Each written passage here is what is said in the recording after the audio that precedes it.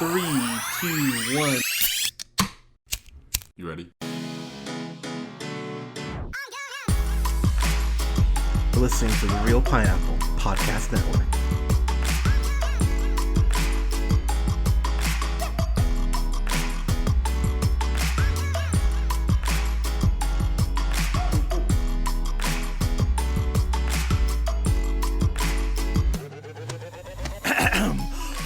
Good evening, everybody. Thank you so much for listening. We are the Real Pineapple. This is Hunter here, and I'm here with Colin. Colin, how you doing, sir? I'm good. What up, everybody? Oh man, dude, it's good to hear from you, friend. So we are here to talk about, this is one of my top 3 most excited reviews. Because I'm really curious what you're thinking about this. So Yeah, I have no idea what you think about it either. yeah, so we're talking about Mother, which is a new Darren Aronofsky movie. So of course, Darren Aronofsky, Black Swan, Requiem for a Dream, Rock Monsters. I was about to say, me and Colin's favorite movies, Noah. She was Yeah, we saw that together in Sparks last time. yeah, Sparks Galaxy IMAX. Yeah. And I always forget he did The Wrestler, Yeah, he did. and he was actually a producer on The Fighter. I forgot about that. How the fuck did I forget about that? Yeah, he didn't direct that though. Yeah, but let me just say that, so I like to educate. I think we all like to educate here on the podcast every now and then. So I'm going to pick a word here, Colin, which has no connection at all to what I'm about to say. The word subtle is defined Okay. as something so delicate or precise as to be difficult to analyze or describe. This movie is not subtle in any way. I thought this movie, to kind of paraphrase you, at points was really, really, really, really, really dumb. Nice.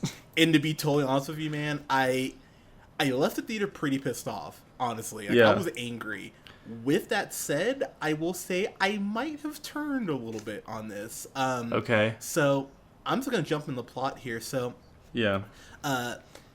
it's funny because there's not a whole lot to really talk about without getting, by the way, full spoilers on this, because I think... Yeah, we got to, if we're gonna discuss this movie, we gotta spoil it. Yeah, we got to go full spoilers on this. So... Yeah. So basically... So watch this and then listen to it, and then because I'm sure you'll have an opinion, so you can see where we fall. Oh, people definitely have an opinion on this. 'Cause, Yeah. So Jennifer Lawrence plays. What's one thing I did like about this is that there's no names given.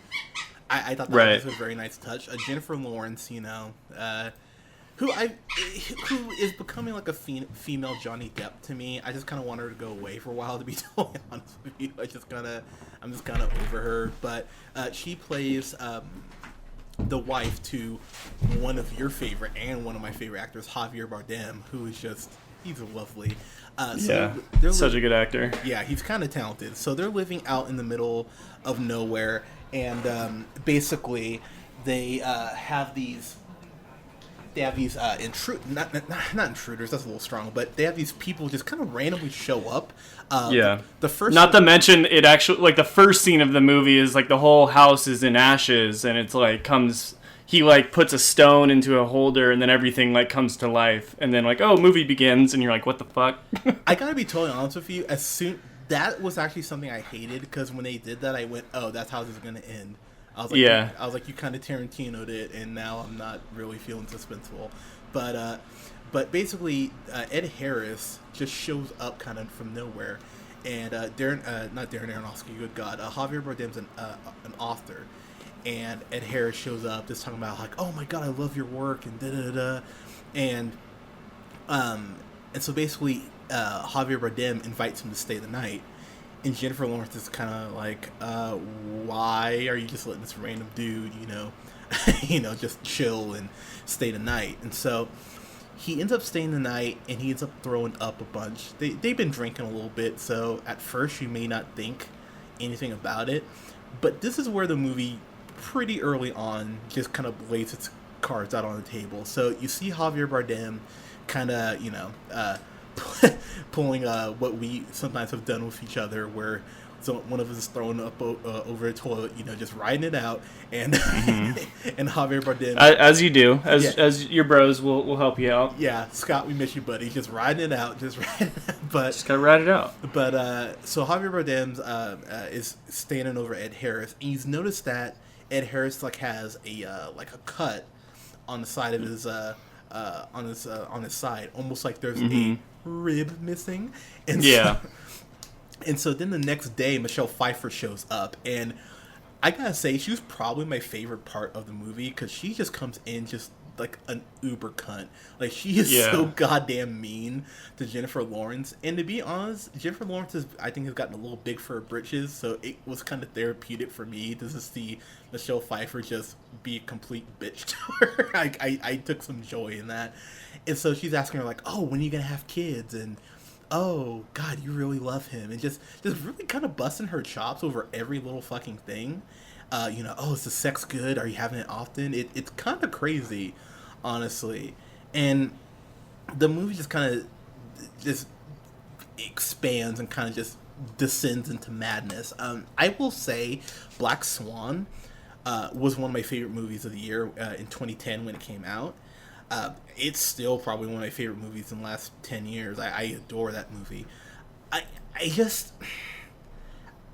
I will say, I think this is one of those cases where the trailers, I felt misled by the trailers, because it felt like it was going to be very much kind of like a horror thriller, and you don't really get that. This is more of a Bible story, honestly, than anything. Kind of your thoughts?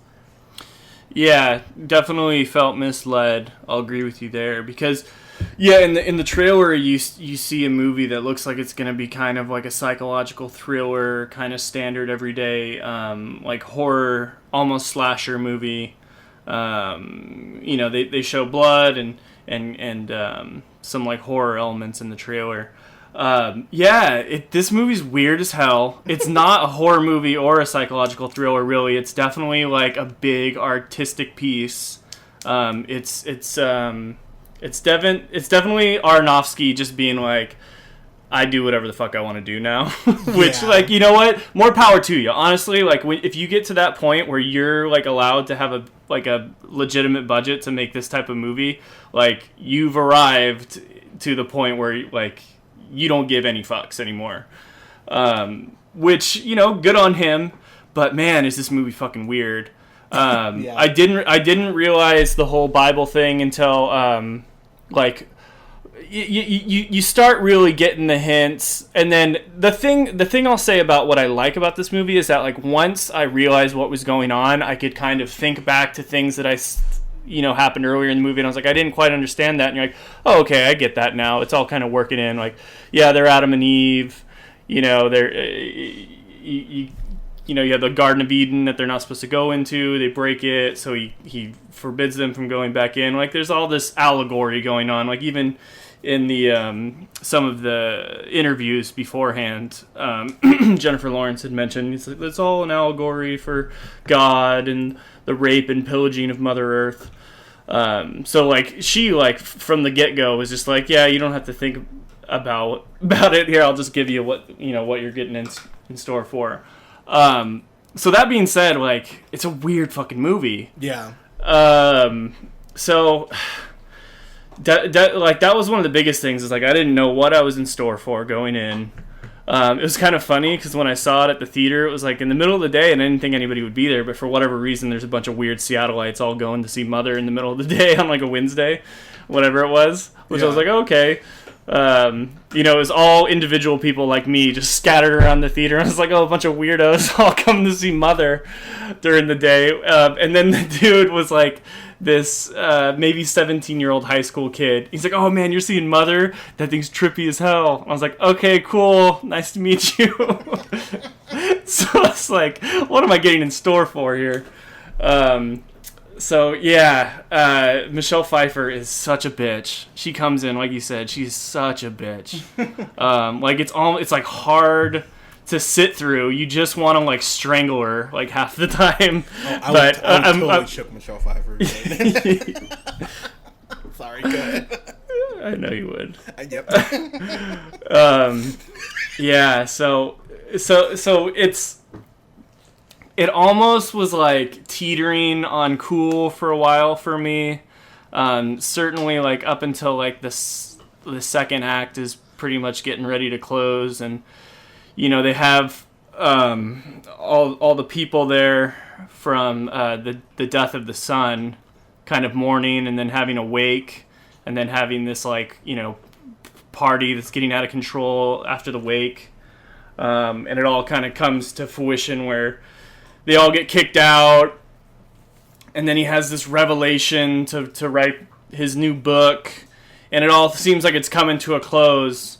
And then like the third act kind of starts, and everything's kind of whimsical, and she's pregnant now, and it's all gonna be like easy sailing till we land the ship. And fucking nope, like you get hit on the side of the head with like fucking crazy hammer. Like everything starts going absolutely chaotic, and I mean it like war going on inside the house. And then I was just like, oh man, this is like, what am I watching? This is out of control. So what did you think about once all the fucking crazy shit started happening at the end? Okay, so here's the thing. I just thought, so I will say the first half hour I was intrigued, but once I realized what was happening, I don't trust Aronofsky to be subtle about this, and I just felt like he brought a sledgehammer to a knife fight, and just every goddamn metaphor he just literally hammered home. Whether it was, oh hey, the sink, that house gets destroyed. The sink, oh, it's water, it's like a flood, and then just to hammer that home, they walk outside, water like a flood, and oh yeah, you're like, man, you really like Noah, dude. Like, yeah, oh my god, you just can't get away from it. And I think honestly, so Ed Harris's sons show up, and one of them kills the other. I went, oh, it's Cain and Abel. Oh, yeah, it's Cain and Abel. And as soon as I realized that, I went, fuck, I know where this is going, and it just, I think there's a point, honestly, where you need to trust your audience, and there was just a point where I felt like Aronofsky I have to apologize to Christopher Nolan, because I talked about Dunkirk being kind of self-indulgent. No, this is self-indulgent as a motherfucker. I was like, oh my god, you could not help yourself with this. So Mr. Nolan, sir, I'm sorry. I apologize, because I thought your Dunkirk was pretentious. No, this shit is goddamn pretentious. This is having your dinner served on, a plate of gold, and then throwing it away, outside while bum is like begging for $1 of change. Like it just really came across just kind of ugly to me. And the last 30 minutes or so just goes into genuine madness, to a point where I went, okay, this is a little much. Whether it's the kid being born and then the kid's neck being snapped, which I will admit, well, that's the coup de grace. I mean, that's just like where he was just like, I'm just gonna do the most disturbing, outlandish shit ever to piss everyone off. Like, but it's like, no, but it's like, it represents what we're doing to the planet, and like, or what we did to Jesus, whatever you want to like think of it as. And I'm just like, oh man, like this is crazy. So it's way over the top. So what I will say is, by the way, did you just think how random it was that Kristen Wiig showed up near the end? Did you think? Yeah, I had heard, I forget where it was. I think I was either watching an interview with somebody, and they're like, oh yeah, Kristen Wiig is in this. Like and I was like, what? And then like through the whole movie, I was just like, when does Kristen Wiig show up? I remember hearing that she's in this at some point, and all of a sudden she popped up, and I was just like, this is like so weird. Like, what was the choice in that? Like, to try and bring some kind of lightheartedness to the end, because I was like, that was a misfire. Dude, that was crazy. Was it ever, man? And and this is totally random, but I think for me, and honestly, like us doing this podcast for a couple years, I found it interesting because, I mean, there have been times where I've, gone on dates or whatever, and I've been like, oh yeah, like, sorry, I gotta get home, I gotta record. And I feel like this would almost be through my next girlfriend's eyes, or it's like, we should go out to dinner. Like, oh, well, sorry, babe, gotta hit this podcast game up. And I think looking at it from that angle of Jennifer Lawrence kind of being the wife of an artist, and that artist being willing to give so much to his fans or his or her fans, and maybe not as much to who you're with. I think that's an interesting social commentary that you could draw. But the problem is there's a point where the movie kind of just deviates away from that and goes back to the religious aspect. And I went, oh, that would have been a way more interesting kind of story if you had stuck with that. And I mean, you do get to see Jennifer Lawrence walking around, kind of like in the what was that crappy movie she did, House on the Left, where she's just wearing like a white like dress and you can see her nipples. I'm like, that's cool. But at the very start, yeah, at the very start, I was like, oh, that's. I was like, oh, cool. It's like her picture's leaked again. But but outside of that, man, there were just genuinely things where I sat back and I went, I don't like this, and I like Aronofsky a lot, and I wanted to like it, and I don't know, man. I left pissed off. I will say I've softened a little bit on it, but those people who said this is bullshit, I don't like it, I can't blame you. And those people who are saying, oh, it was one of the best movies of the year, this is American Hustle for me all over again. Where I remember I watched it, I went, why do people love this so much? And they were like, isn't it great and edgy? I'm like, not really at all. Why do you guys think this is so good? That was like universally loved though when it first came out, at least by critics. Yeah. This one at least got mixed reviews. Fair, but I mean the people who love this fucking love this movie. Yeah, and I've read a couple at least headlines to reviews where they're like, this is a masterpiece, and I was like, well, let's pump the brakes maybe a little bit. Yeah, I mean, so yeah, I'm sorry. Kind of just give us kind of some more thoughts, like, because I'm curious what you thought of the last third, because I thought it just went insane, but yeah. Yeah, I didn't like it. That's where it like totally lost me. So, but one of the overall themes, and I think if I took anything away from it, is that Aronofsky is like all about God, and that's cool. Like, he's at least portraying through all of this madness. He's showing, and I thought the brightest spot, the part that I continually just kept liking during the movie was Javier Bardem. He was awesome in it, like he's usually awesome in everything he does. And he's totally portraying God. And he keeps, like, just the frustration you have with Javier Bardem that he can't just, turn his back on everyone and say this has gone too far. Like, he just keeps saying like, no, but we must love them, like showing just this complete understanding, unconditional love to his fans as this great artist, even through like the most horrible of circumstances. Like, that overall theme that he was trying to kind of garner through this work that he was trying to show everyone. I mean, it's at least a theme that like I could get behind just because of his passion in which he like went to lengths to portray. But it wasn't like an enjoyable film for the most part for me, just because it was so weird and so crazy and so violent and over the top and frustrating, and like if anything that I'll give him kudos to is it made me feel, because half the time I'm pissed off at somebody, or I'm like so frustrated, or like it made me feel the way that I think he was trying to make his audiences feel, which was frustrated and like absolutely uncomfortable. But man, like, I don't want to see this again. I don't ever want to watch this again. Like, you go through it once and you're just like, oh boy, and then you're done and you're like, fuck, like what did I just go through? I don't know. It was very strange. Like, try to grasp my head around this when I was leaving the theater. Yeah. So just getting to our final thoughts. So honestly, when I left the theater, I was like, "Go fuck yourself! Go fuck yourself! Go fuck yourself!" I that was like, dude, I was telling everyone I knew, I'm like, this movie's some bullshit. I fucking hated it.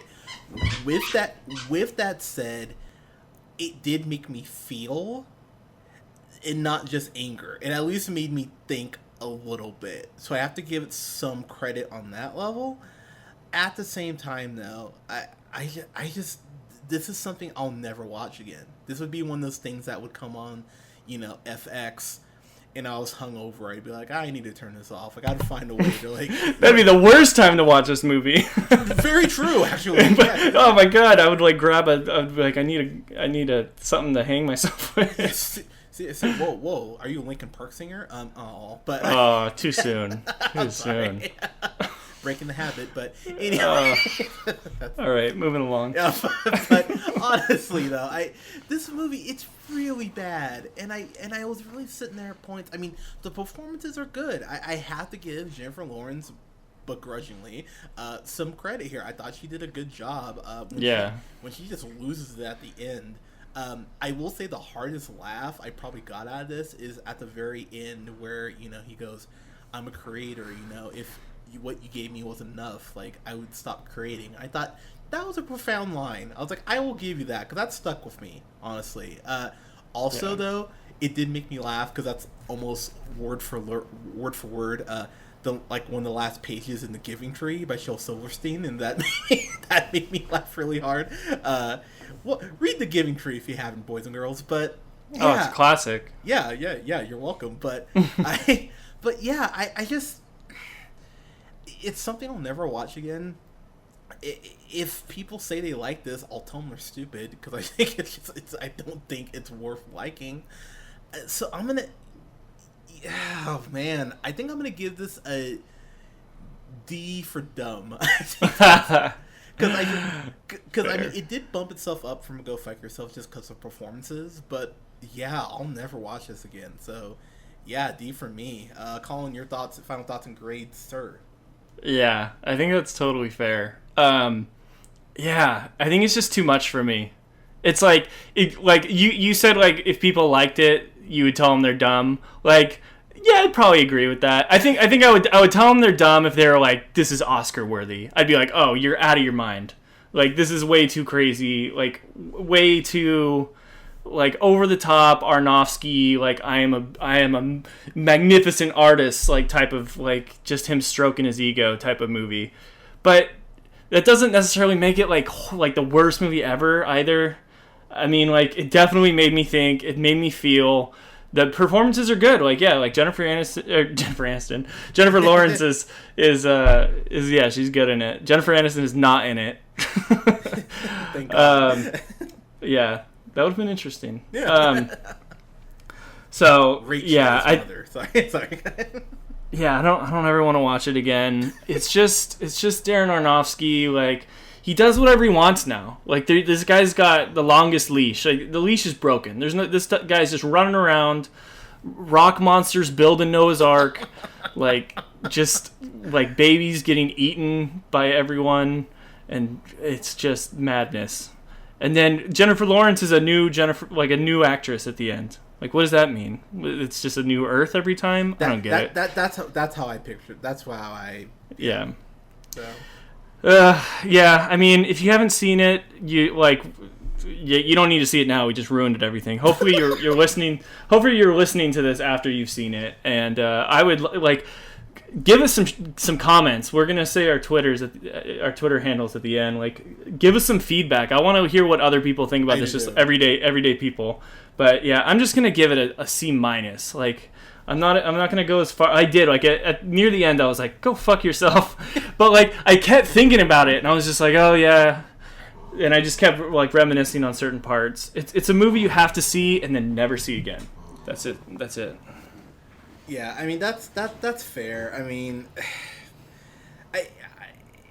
I will say though, this movie has gotten people talking, so I'll give the movie credit for that. I mean, it's created a dialogue, but I thought this was just, it was, what a dir is pretty much what I kept thinking watching it. So it's just, I don't know, it's not really good, but what are you gonna do? So, guys, let us know what you thought in the comments, because I would love to hear people's thoughts on this. So we have a awesome sponsor, by the way, this site called Fangirl Cuddles, which does fucking awesome custom blankets. I just ordered myself a Spider-Man one. So if you go ahead and you go on Etsy.com/shop/fangirlcuddles or Facebook.com/fangirlcuddles and use the code REALPINEAPPLE, that's all caps, you get $5 off your order, boom, you're welcome. So go ahead and hit up that site. They have Game of Thrones blankets, Marvel blankets, sports team blankets. I'm telling you. Do they have blankets with French bulldogs or cats? I think they actually do have the cat ones. I'm in. Well. I'm going on the website right now. I'm Boom. ordering one. There I'm you ordering go. 2. But this is my friend Courtney who makes these. They're awesome blankets. I got a Spider-Man one, and I'm not gonna lie, I got about a week ago. It's actually like 6 feet tall, so it's perfect undersize. That's been. Yeah. I've Does been it feel like he's hugging you when you're wearing it? Yeah, I've been snuggling up like a little bunny every time I use it, so it's been great. But you can follow us here on SoundCloud, iTunes, and Google Play, and Podbean at The Real Pineapple. You can follow yours truly on the Twitter at JHunterRealPineapple. Like us on Facebook at The Real Pineapple. Follow Colin on Twitter at The Real O'Neill. And you can follow our buddy Scott. We miss you, bud, at Nearman the First. Guys, for the rest of the week, we'll have a review up for American Made. We're actually going to do that right now.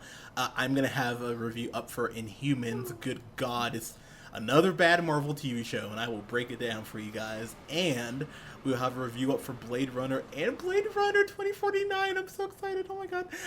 So hopefully it's good. But, guys, thank you so much for listening. We'll talk to you soon. Meow.